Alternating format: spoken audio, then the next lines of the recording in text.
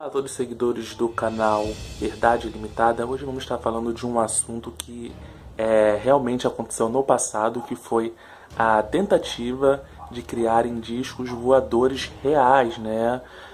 Muito se especula a respeito desse projeto, mais conhecido como Avrocá. Eu vou estar explicando para vocês em detalhes como é que começou esse projeto e algumas especulações a respeito disso, de que seria um projeto feito a partir de naves alienígenas capturadas, né? Citando aí um dos exemplos seria como no caso de Roswell, ou talvez o caso do Tratado, né, de Eisenhower, né, que teria sido contactado por duas raças alienígenas e em troca de tecnologia alienígena teria sido permitido a abduções de pessoas. Mas enfim, isso fica para outro vídeo. Vamos falar do Avrocá. O que é o Avrocá? Como começou esse projeto? Vamos ver um pouquinho dessa história do Avrocá. Então vamos lá. Avrocá. Um dos mais incomuns programas de aeronaves militares foi o Avro VZ-9, ou Avrocá. Projetado para ser um verdadeiro disco voador, o Avrocá foi um dos poucos VSTOL a ser desenvolvido em um completo sigilo. Apesar das mudanças significativas da concepção, durante ensaios em voo, o Avrocá foi incapaz de alcançar os seus objetivos, e o programa acabou por ser cancelado, após um gasto de 10 milhões de dólares americanos. Isso foi entre 1954 e 1961. Vamos lá, vamos falar do desenvolvimento do projeto Avrocá. Em 1952, uma equipe do projeto liderado por Jack Frost, da Avro Aircraft do Canadá, começou a trabalhar no projeto de uma aeronave VTOL, supersônico com uma asa circular. O Canadian Defense Research Board financiou o projeto com um contrato de 400 mil dólares. A capacidade VTOL era para ser realizado pelos dutos de ar do fan e do escape do motor para a periferia da plataforma, desviando o fluxo do ar para baixo. Perto do chão, isso proporciona um efeito de colchão de ar, onde o peso excede a pressão devido ao aumento da pressão sobre a parte inferior da aeronave. Esse fenômeno foi confirmado em um ensaio do túnel de vento. No trânsito para o voo em frente, o fluxo do ar seria gradualmente redistribuído para trás. Frost estava convencido de que um disco fino de asa circular era o formato ideal para aproveitar tanto o efeito colchão de ar junto ao solo para stall, quanto para alcançar velocidades supersônicas. Em 1954, o governo canadense abandonou o projeto por ser muito caro, mas o progresso que tinha feito era suficiente para interessar a Força Aérea dos Estados Unidos, ou USAF. A preocupação com a vulnerabilidade das bases aéreas na linha de frente da Europa durante a Guerra Fria aumentou o interesse da Força Aérea em aeronaves VTOL. Por 3/4 milhões de dólares, o contrato foi firmado pela Força Aérea em 1955 para um estudo mais aprofundado em 1956.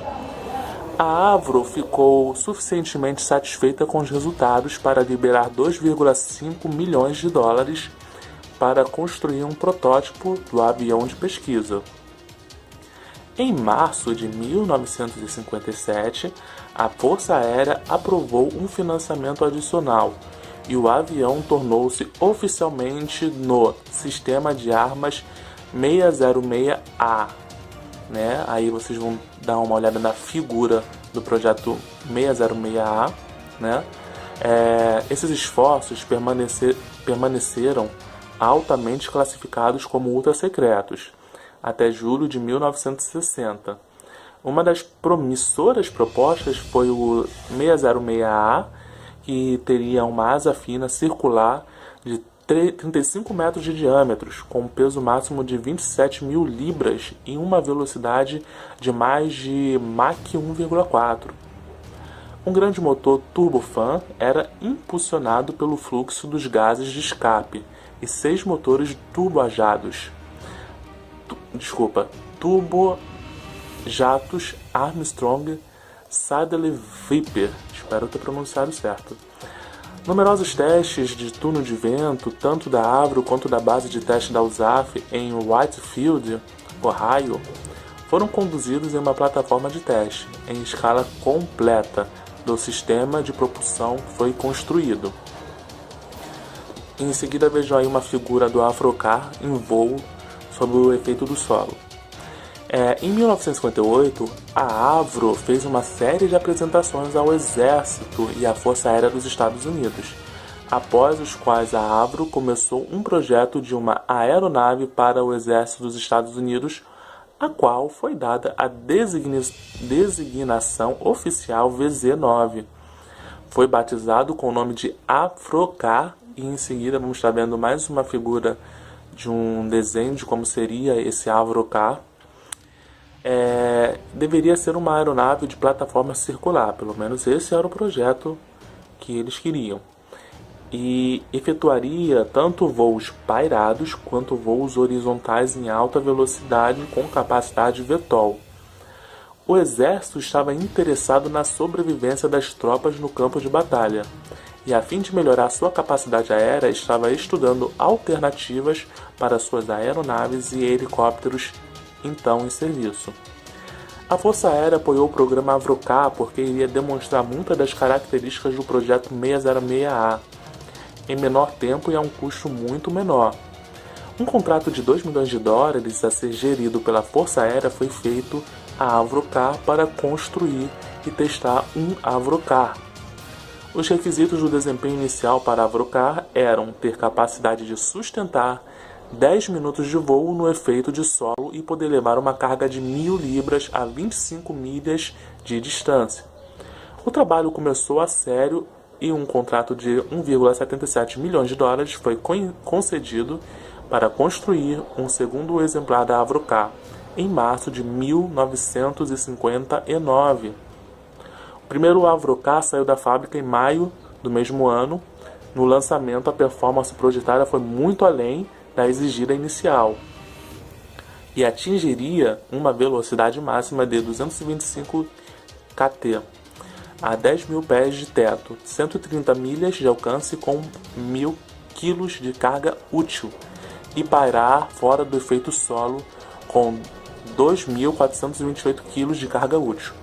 O peso máximo da decolagem com transição para o voo à frente fora do efeito de solo era calculada a 5.650 libras e o peso máximo com uma transição em efeito solo seria de 6.970 libras. A Avrocar tinha cerca de 18 metros de diâmetro, 3 metros de espessura do disco e 2 cockpits separados. A cabine do piloto foi localizada no lado esquerdo da frente da aeronave, com outra tripulante à direita. Um terceiro compartimento na parte de trás estava previsto para armazenamento de carga. A Avrocar seria levantado pelo fluxo do motor turbofan de 5 metros de diâmetros centrais. O controle principal do piloto consistia de um side stick que proporcionava controle de arfagem e lateral, quando movimentado para frente e para trás ou lateralmente. Então, pessoal, aí está um pouco do projeto da Avrocar, que supostamente, segundo o que dizem, seria na realidade um projeto de um avião melhorado, só que em forma de disco. Porém, nas teorias de conspiração, baseados em relatos do passado a respeito de quedas de OVNIs, muito se diz que na realidade isso faria parte da engenharia reversa. O que é a engenharia reversa? A engenharia reversa é justamente você desmontar um objeto e poder remontá-lo para poder saber como esse objeto funciona. Então, a partir do momento em que um ser humano quis criar um disco voador e já havia antes notícias sobre discos voadores que estariam sobrevoando os céus do planeta, então criou-se sim essa história que pode ter muito fundamento a respeito da tentativa de criação de discos voadores, como por exemplo, isso poderia ser um indício de que realmente conseguiram capturar discos voadores que teriam se acidentado ou, numa hipótese um pouco meio absurda, ter sido abatidos, né? Absurdo eu digo no sentido de que se imaginam que se realmente eram discos voadores alienígenas, esses alienígenas eles teriam uma capacidade tecnológica muito maior do que a dos seres humanos. Por isso seria meio absurdo pensar que eles poderiam ser abatidos. Porém, nunca se sabe. Enfim, então aí tá um pouquinho da história, só um pouquinho da história do Avrocá, né? De um dos projetos conhecidos, né? Porque eu imagino que deve ter outros projetos que a gente não conheça. Eu não acredito, né? Como a matéria diz, que eles desistiram desse projeto porque estava muito caro e que possivelmente não teria dado certo. Eu não acredito nisso. Tanto é que nós vemos muitos aviões hoje em dia com tecnologias incríveis, além de drones e muita coisa que não é revelada ao povo. Então, pessoal, espero que tenham gostado desse vídeo, da matéria, e até o próximo vídeo. Valeu! Não esqueçam de dar o like nesse vídeo, de curtir também a nossa página no Facebook, o link vai estar aí na descrição. Obrigado por assistirem o vídeo e até a próxima.